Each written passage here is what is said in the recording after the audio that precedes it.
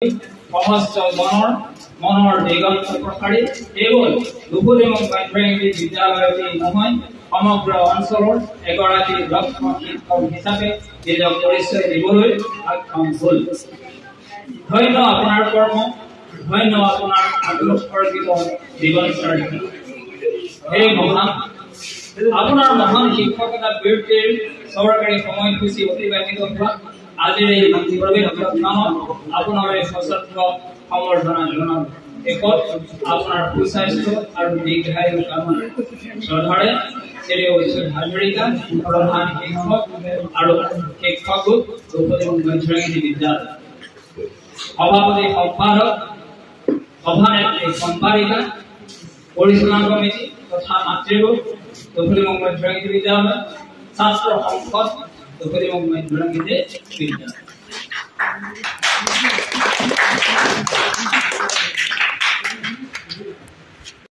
এই সম্বৰ্ধনা অনুষ্ঠানটো দেখি ইমান আমিও আৱেগিক হৈ পৰিছোঁ যে দেউতাৰ প্ৰতি সকলোৰে ইমান শ্ৰদ্ধা ভক্তি আছে আচলতে। আৰু সেইবাবে এই ভিডিঅ'খিনি অলপ যদিও বহুখিনি থাকি গৈছে কৰিবলৈ, তথাপিও যিমানখিনি পাৰিছোঁ, যিহেতু সকলোখিনি মা ভণ্টি মই বা পৰিয়ালৰ মানে সকলোখিনি আৱেগিক হৈ আছে, তাৰ মানুহখিনিও ইমান আৱেগিক হৈ পৰিছে, গতিকে অলপ ধৰি ৰাখিবলৈ চেষ্টা কৰিছোঁ।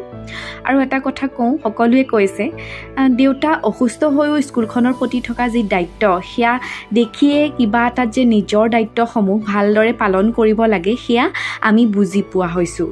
গা বেয়া হ'লেও স্কুলখনলৈ যাবলৈ বিচৰা, সদায় প্ৰাৰ্থনা কৰিবলৈ পোৱাকৈ যোৱা, সময় বুজি পোৱা, এইবোৰে আমাক বহুত শিক্ষা দিয়ে। যদিও সেই শিক্ষাখিনি এতিয়াও কোনোবাখিনি ক্ষেত্ৰত ল'বলৈ সম্পূৰ্ণৰূপে পৰা নাই, তথাপিও চেষ্টা কিন্তু অব্যাহত ৰাখিছোঁ। দেউতাৰ লগত মাৰ যি সঁহাৰি সেয়াটো কেতিয়াও নুই কৰিব নোৱাৰি। গাত ডাঙৰ বেমাৰ লৈও নিজক সবল কৰি দেখুৱাই স্কুল যাবলৈ ৰাতিপুৱা 7টা মানতে ওলাই থকা সঁচাকৈ নিজৰ বৃত্তিটোৰ প্ৰতি বৰ দায়িত্ববোধ আছিল দেউতাৰ শিক্ষকতাৰ প্ৰতি থকা গুৰুত্ব দেখি সেই বৃত্তিৰ প্ৰতি ময়ো এতিয়া অনুপ্ৰাণিত, ভণ্টিও অনুপ্ৰাণিত। আৰু এই কথাখিনি আচলতে নিজৰ জীয়েক হিচাপে ময়ে কোৱা নাই। আপোনালোকে যদি ভিডিঅ'টো সম্পূৰ্ণৰূপে চায়, তাত তেতিয়া ছাৰ কেইজনে কোৱা আপোনালোকে নিজেই শুনিব।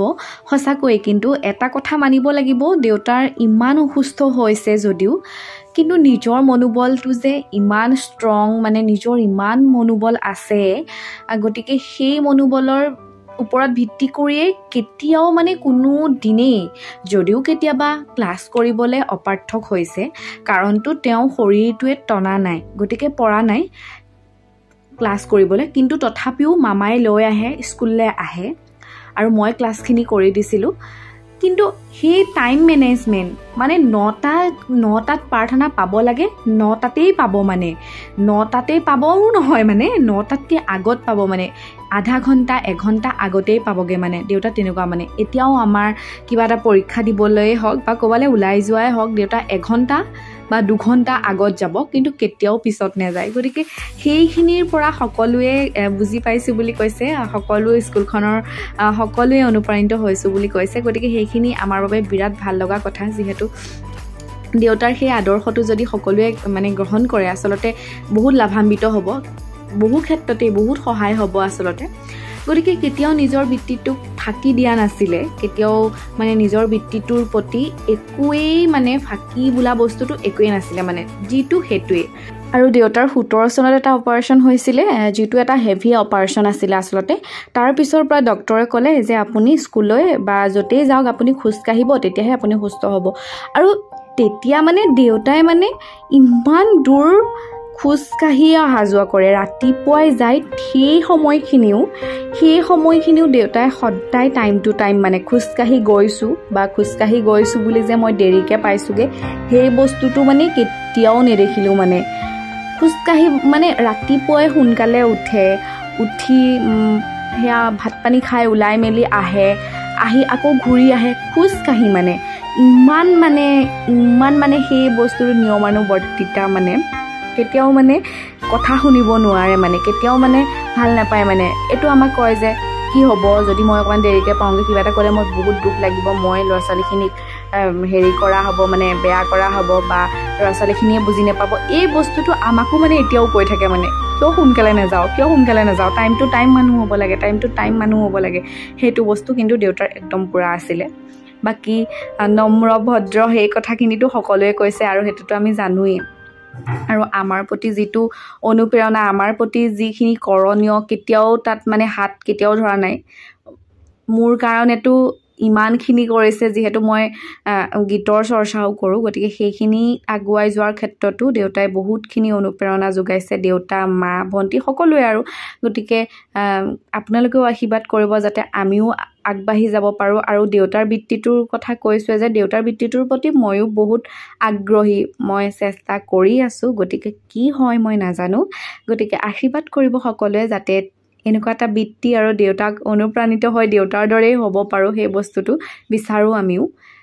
আৰু আপোনালোকে চাব, আচলতে মনৰ সেই আৱেগখিনি এই মিটিংখনত আচলতে সকলোৱে সোঁৱৰিছে, সকলোৱে দেউতাৰ কথা কৈছে, মাৰ কথা কৈছে, ভণ্টিৰ কথা কৈছে। গতিকে মিটিং এখন এনেকৈ অনুষ্ঠিত কৰিলে নিজৰ মনৰ ভাৱবিলাক প্ৰকাশ কৰিবলৈ পালে আচলতে ভাল লাগে। গতিকে সেইখিনিয়ে হৈছে বহুত আদৰ আৰু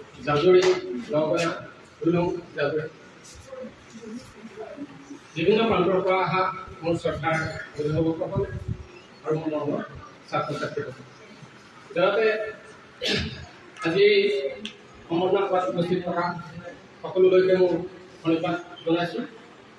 মই 2016 চনৰ 6 জানুৱাৰী তাৰিখৰ পৰা তিনিচুকীয়া মধ্যমীয়া বিদ্যালয়ত শিক্ষক কাৰ্যত যোগদান কৰিছোঁ। আৰু সেই তাৰিখৰ পৰা মই আমাৰ শ্ৰদ্ধাৰ হাজৰিকা ছাৰক মোৰ লগ পোৱাৰ সৌভাগ্য হৈছিল। মই তিনিচুকীয়া মধ্যমীয়া বিদ্যালয়ত শিক্ষকতা কৰাৰ আগতে ভোগেশ্বৰ কাকতি প্ৰাথমিক বিদ্যালয়, 2 নং বৰবালি প্ৰাথমিক বিদ্যালয় আৰু কিছুমান বিদ্যালয় আছে য'ত মই শিক্ষক হিচাপে মোৰ সময় অতিবাহিত কৰিছিলোঁ। তো ইয়ালৈ আহি যিজন হাজৰিকা ছাৰক লগ পাইছিলোঁ, মই জীৱনত তেওঁলোকৰ ব্যক্তি খুব কমেহে লগ পাইছোঁ। কোনোদিন আমাৰ ছাত্ৰৰ লগত দৃঢ় ব্যৱহাৰ নকৰা, ছাত্ৰ ছাত্ৰীসকলক সদায় মনেৰে পাঠদান কৰা। মই মোৰ ঘৰৰ পৰা মধ্যমীয়া বিদ্যালয়ৰ দূৰত্ব মাত্ৰ 1.5 কিলোমিটাৰ আৰু ছাৰৰ ঘৰৰ পৰা ইয়ালৈ 5 কিলোমিটাৰ। কিন্তু প্ৰথম কথাটো হৈছে যিটো নিয়মানুৱৰ্তিতা, হাজৰিকা ছাৰ সদায় নতুন আগবাঢ়ি বিদ্যালয়ত উপস্থিত থাকে আৰু প্ৰাৰ্থনা সভাটোৱে আগত থাকে, প্ৰত্যেক দিনাই বিদ্যালয়ত উপস্থিত থাকে। য'ত মোৰ ঘৰৰ পৰা 1.5 কিলোমিটাৰ মই প্ৰাৰ্থনা সভাত উপস্থিত থাকিব নোৱাৰোঁ, কিন্তু হাজৰিকা ছাৰ 5-6 কিলোমিটাৰ মোক অতিক্ৰম কৰি আহি প্ৰাৰ্থনা সভাত আগত বিদ্যালয়ত উপস্থিত থাকে। প্ৰথম কথা কৈছে সেইটো। আৰু দ্বিতীয় কথা হ'ল মাজতে তেখেতে স্বাস্থ্যজনিত কাৰণত খোজকাঢ়ি বিদ্যালয়লৈ অহা যোৱা কৰিছিলে প্ৰায় 3 কাল। আৰু সেই খোজকাঢ়ি অহা যোৱা কৰা সময়খিনিতো কিন্তু মই চাইছোঁ তেখেতে সদায় 9 বজাৰ আগতে কিন্তু বিদ্যালয়ত আহিছিলে। সেইবোৰ আমাৰ বাবে আমাৰ উঠি অহা চামৰ বাবে অনুপ্ৰেৰণা যে আমাৰ যদি মনোবল থাকে, আমি যদি কাম পাৰিম বুলি ভাবোঁ, তেতিয়াহ'লে আমাৰ শাৰীৰিক ব্যৱস্থা হ'ব আমাৰ কাৰণে তেনে এজন ধৈৰ্যশীল ব্যক্তি প্ৰচাৰ কৰিছিল 2016 সেই সময়ছোৱাত তেখেতৰ পৰা মই যথেষ্টখিনি বস্তু শিকিছোঁ, অধ্যয়ন কৰিছোঁ। আজি আমি দুখ পাইছোঁ এনে এজন শিক্ষক আমাৰ মাজৰ পৰা গুচি যাবলগীয়া আছে। আমাৰ ছাত্ৰ ছাত্ৰীসকলে এনে এজন শিক্ষকক শিক্ষাদানৰ পৰা বঞ্চিত হৈ আছে। আৰু এটা কথা মই আজি বুজি পাইছোঁ, মই উপন্যাসত পঢ়ি থাকোঁ যে চকু পানী বোলে মাইকী মানুহৰ অলংকাৰ, মহিলাসকলৰ অলংকাৰ, চকু পানী মোক অভিজ্ঞতা তেখেতৰ সুস্বাস্থ্য আৰু দীৰ্ঘায়ু কামনা কৰি আচলতে এইটো এয়া বিদায় সভা নহয়, আচলতে এয়া হৈছে আমাৰ কৰ্মজীৱন। প্ৰত্যেকৰ নিজৰ জীৱনত যিসকলে কৰ্মজীৱন আৰম্ভ কৰি আৰু এটা দিনত চবেই কৰ্মজীৱনৰ পৰা গ্ৰহণ কৰিব লাগে, সেইটো আমাৰ এটা নিয়ম। কিন্তু আজি হাজৰিকা ছাৰ সেই কৰ্মজীৱনহে আমি সামৰণি কৰিছে। মই আচলতে হাজৰিকা ছাৰক আগৰ পৰা চিনি পাওঁ, কিন্তু মই একেবাৰে অন্তৰংগ হৈছোঁ 2009 চনৰ পৰা। দুজনৰ এটা সম্বন্ধ হ'ল। তাৰপিছতে এই বিদ্যালয়খন হ'ল। এই বিদ্যালয়খন নোহোৱা অৱস্থাতো মই দেখিছিলোঁ। যেতিয়া বিদ্যালয়খন ভেঞ্চাৰ পিৰিয়ড আছিলে, তেতিয়া মই আকৌ ব্যৱসায় কৰি আছিলোঁ পুতুলত। সদায় দেখোঁ হাজৰিকা ছাৰ, মই দোকানত মোৰ দোকানতে আহি হাজৰিকা ছাৰ হয় স্কুললৈ আহে। ছাৰে অহা আৰু যোৱাটো ছাৰে সদায় কিন্তু মেইনটেইন কৰিছিলে। সেইটো আমি কৰা নাই, কিন্তু ছাৰক সেইটো যেতিয়া দৰমহা পোৱা নাছিলে, কোনো চৰকাৰী অনুদান ছাৰে নাপোৱা অৱস্থাত অহা আৰু যোৱা ছাৰে সদায় টাইম মেইনটেইন কৰিছিলে। তাৰপিছত ইয়াত যেতিয়া মই আহি পালোঁ, হাজৰিকা ছাৰক মানে মই আজিলৈকে মই দীৰ্ঘ আজি 13 বছৰ 15 বছৰ হ'ল 15 বছৰ কালত হাজৰিকা ছাৰ স্কুলত এদিন মই ষ্টাফক বেয়াকৈ কোৱা দেখা নাছিলোঁ আৰু খং বোলা বস্তুটো হাজৰিকা ছাৰ নাছিলে হাজৰিকা ছাৰ মানে হাজৰিকা ছাৰ যদি কেতিয়াবা কিবা কৈছিলোঁ কিন্তু হাজৰিকা ছাৰ তাৰ ৰিপ্লাইটো কাকো নিদিয়ে বেয়াকৈ কাকো নকয় মানে ছাৰ সদায় সহনশীল আছে সেইটো এটা আমি ছাৰৰ পৰা আমাৰ মোৰ জীৱনত মই এটা ছাৰৰ পৰা সেই আদৰ্শটো পালোঁ ছাৰৰ সহনশীলতাটো ছাৰৰ আছিলে